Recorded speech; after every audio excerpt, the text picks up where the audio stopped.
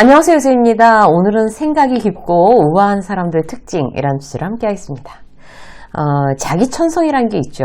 사람 잘 바뀌지 않아요. 성격도 그렇고 천성도 그렇고 습관도. 사람들은 이제 두 가지 부류로 이제 나뉘는데요. 그냥 뭐 특별히 바꿔볼 생각도 없이 그냥 산다 이런 유형이 있고, 사람은 잘 안 바뀌는 거 알지만 그래도 유일하게 바꿀 수 있는 게 누굴까요? 나 자신이기 때문에 욕심을 내서 한번 나는 바꿔보자. 이제 이렇게 생각하는 부류가 있습니다. 바꾸려는 사람들은 뭘 바꿀까요? 자기의 어떤 스스로에게 대해서 못마땅한 점 있잖아요. 그거 이제 바꿔보려고 하거나, 다른 사람들을 보니까 저런 장점이 있네. 나 또 저런 부분을 한번 갖고 싶다. 저런 장점을 갖고 싶다. 이렇게 욕심을 내는 경우가 있어요. 좋은 건 뭔가 하면요, 어쨌든 바꾸려고 나 스스로를 바꾸겠다고 노력하면 바뀐다는 얘기예요. 저는 이제 방송하면서 이제 이 방송을 위해서 이제 원고 쓰고 공부를 하잖아요.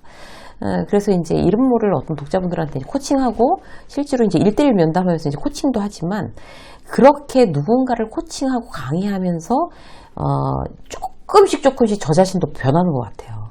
여러분들도 이제 하루아침에 이제 바뀌겠다고 그렇게 욕심을 내지 말고, 조금씩 방송 보면서 조금씩 스스로 공부하면서 조금씩이라도 나 자신을 성장시키겠다고 욕심 내는 거 절대로 놓치지 마시기 바랍니다.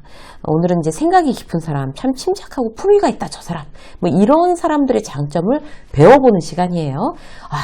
이게 특히 이제 저처럼 완전히 막 핫템퍼, 다혈질 막 이런 사람들, 성격 급하고 속에 있는 감정 확 밖으로 쏟아내기 쉬운 어떤 그런 분들이라면 특히나 이제 욕심 내볼 만한, 배워볼 만한 캐릭터입니다. 자, 시작해 볼게요. 자, 첫 번째, 생각이 깊은 사람들, 굉장히 품위 있는 사람들은요, 부정적인 감정을 전염시키지 않습니다. 살면서 이건 참 중요한 능력이구나 새삼스러워지는 대목들이 있잖아요. 대표적으로 꼽는 게 바로 이거예요. 저는 부정적인 감정을 퍼뜨리지도 않고 이렇게 딱 차단해버리는 그런 능력. 나 혼자 사는 세상이 아니잖아요. 누군가랑 이제 계속 어울려 살아야 되는데, 나는 그들에게 어떤 영향을 주고 또 어떤 영향을 받느냐, 이게 내 삶의 질에 직접적인 영향을 끼친다는 겁니다. 우리가 이제 조직생활 하다 보면 누구 때문에 기분 나빠지는 경우가 사실 많죠. 제일 흔한 예로 직장 상사. 막 이제 팀장한테 이제 갔어요. 이제 자료를 보여주면서, 팀장님, 이거 지난번 자료건인데요. 이렇게 해서 말을 시키는데, 지금 일하고 있는 거 안 보여? 소리 빽 지른 거예요, 팀장이. 왜 이렇게 눈치가 없냐? 이따가! 막 이러면서. 그렇게 핀잔을 줬어요. 얼마나 무안하겠어요, 그죠?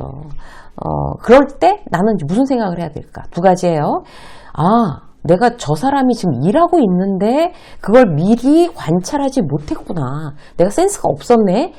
이 무심함을 좀 고쳐보자. 앞으로는 상황을 이렇게 확인해서 말을 시키자. 이렇게 스스로한테 이제 가르치는, 스스로를 보완하는 어떤 그런 유형이 있고, 또 하나는 그렇게 내가 생각해 봤는데 특별히 내가 이렇게 저 사람이 뭘 열심히 하고 있었던 거 아니었는데, 내가 나한테 문제가 없었는데, 이렇게 생각 들 수도 있잖아요. 그럼 어떻게 해요? 어디 가서 기분 나쁜 일이 있었나 보지 뭐.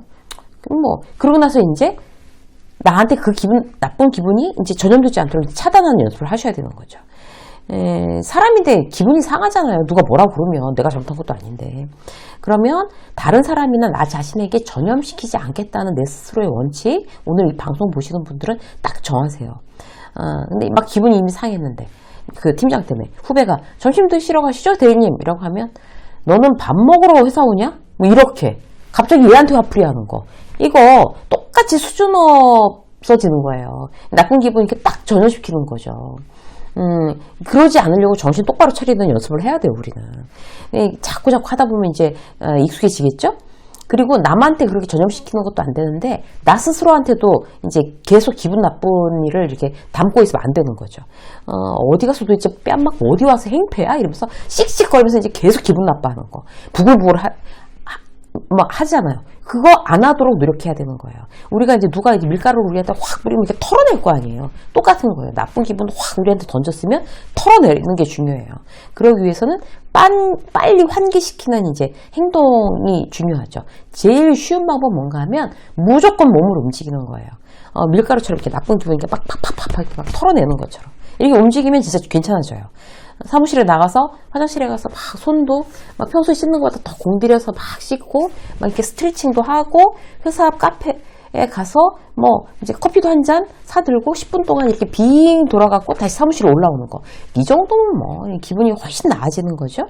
그러면 부정적인 감정을 나 자신에게도 남에게도 전하는 걸 막아버리니까 결국 화를 그렇게 막 잘 내지 않는 성격이 될 수 있어요. 화내는 것도 일종의 습관입니다. 나 자신한테 제일 해로워요. 품위 없는 습관이기 때문에 더 그렇죠. 오늘부터의 원칙, 화내지 말자. 남한테 나쁜 기분 뒤집어 쓰지 말자. 만약 기분 나쁘게 누군가가 나한테 그랬다면 나는 받지 않겠어. 네가 가져라. 네가 가져. 그 기분 나쁜 거 나한테 주지 마. 나 안 받을 거야. 이런 거 있잖아요.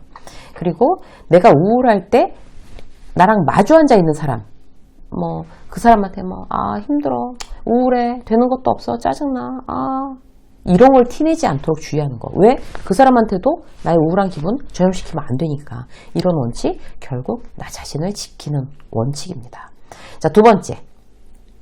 자, 생각이 깊은 사람, 타인의 문제에 신중한 거예요. 말이 쉽지 이것도 사실 이제 쉬운 일은 아니에요. 일단 나부터 이런 문제에 대해서 자유로운가? 한번 이제 생각해 보실 필요가 있어요. 사람을 보고 즉시 판단해버리는 습관, 내 생각을 기준으로 타인한테 간섭하고 참견하는 습관, 이런 실수를 내가 하고 있나? 이 스스로 한번 생각해 보시자고요. 그런 생각을 깊이 하면 이제 그런 실수에서 조금 벗어날 수 있죠? 원칙을 정하는 거예요. 타인의 문제에 대해서 신중하자. 이렇게. 예를 들어서 타인을 돕는 일을 먼저 한번 보자고요. 누가 뭔가 나한테 부탁했어요. 별로 어려운 일도 아니라고 호언장담했어요. 왜냐하면 내가 알아봐줄 수 있는 거예요. 내 친구가 거기 그 회사에 있으니까. 알아줄게, 소개해줄게, 걱정 마. 이랬는데 한참 그 친구 내 동창인데 굉장히 오랫동안 연락은 안 했지만 그 소개해주려고 그 사람한테 연락을 했더니 회사 그만뒀다는 거예요. 딴 데 갔다는 거예요.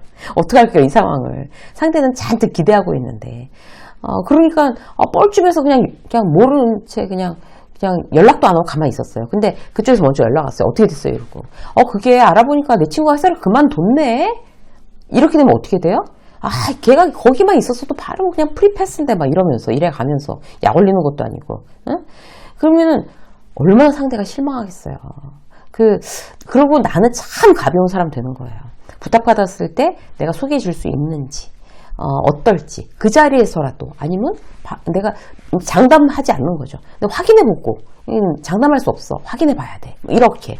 가능 여부를 알려줄게. 이렇게 말하면 똑같은 상황인데도 상대가 느끼는 건 다르죠. 타인을 돕는 일은 쉬운 일 아닙니다. 아주 신중을 기해야 되는 일이라는 거 우리가 생각해 볼 필요가 있어요. 또 예를 들어 볼게요. 이제 영업부서예요. 내가 회사에서. 이제 신입들이 들어왔어요. 5명 들어왔어요. 보이지 않는 경쟁 구도가 된 거예요. 신입들이 서로 이제 이 회사에서 빨리 자리를 잡으려면 어쨌든 실적을 보여줘야 되는 거니까. 근데 그중 한 명이 아예 다른 친구들은 막 거래처 뚫어서 계약하고 신난다고 이러고 있는데 한 명이 아예 거래처를 뚫지 못해서 좌절에 빠져 있어요. 그래갖고 내가 막 보다 답답해서 한 2군데를 확 밀어줬어요. 이 친구를. 결국 그 친구가 첫 달에 1등을 한 거예요. 내가 밀어준 덕에. 이런 경우 나는 잘한 걸까요?